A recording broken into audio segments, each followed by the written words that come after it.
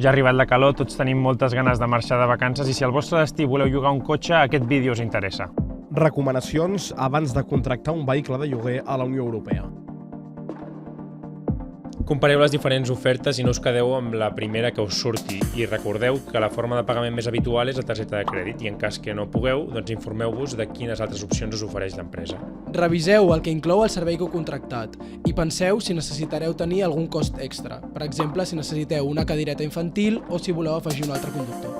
Els contractes de lloguer de cotxes a vegades tenen algunes restriccions. Reviseu-les i tingueu clares quines són. Si, per exemple, hem de tenir un límit de quilometratge o no podem passar alguna frontera. I tingueu en compte quines són les condicions de cancel·lació del contracte i quines assegurances disponibles hi ha perquè pugueu gaudir de les vostres vacances. Assegureu-vos que enteneu totes les clàusules, encara que estigui en un altre idioma, i sobretot sempre quedeu-vos amb una còpia del contracte. Si quan aneu a recollir el vehicle, el model que havíeu reservat no està disponible i us volen oferir un de gamma superior, no us poden cobrar un cost extra. Però en canvi, si el que us donen és de gamma inferior, sí que hauria de suposar una rebaixa en el preu final de la reserva.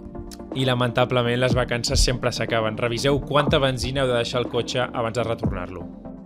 Important, just abans de recollir el cotxe i un cop el retorneu, reviseu l'estat del vehicle amb algú de la companyia. Així us assegurareu que no us carreguen cap dany que no hagueu comès. Va, Joan, i ara com acabem tots els podcasts. Si teniu algun problema que no heu pogut resoldre amb l'empresa, us podeu dirigir a la vostra oficina de consum del vostre municipi o comarca.